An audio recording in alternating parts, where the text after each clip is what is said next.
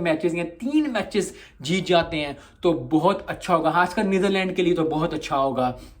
अगर वो 2 या 3 मैचेस जीत जाते हैं इस 9 मैचेस में, अगर वो 2 या 3 मैच जीत जाते हैं तो उनको बहुत ज़्यादा कॉन्फिडेंस आएगा, और कॉन्फिडेंस आने के साथ साथ जो है दे विल फील अकॉम्प्लिश्ड कि बहुत ज़्यादा, क्योंकि 9 मैचेस में 3 मैचेस जीत जाना, I think it will do wonders for their future cricket, क्योंकि आने वाले दिनों में भी नीदरलैंड एक टफ कंपटीशन, एक टफ कंपेटिटर बन के आएगा। तो आई थिंक हिम्मत नहीं हारी नीदरलैंड ने।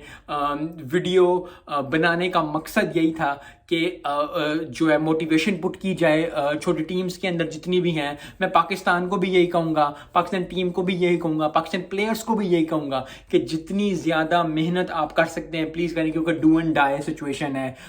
कल के मैच के लिए अफगानिस्तान के लिए जिन जान लगा दो। न्यूजीलैंड यस बहुत टफ टीम है, on the top of the table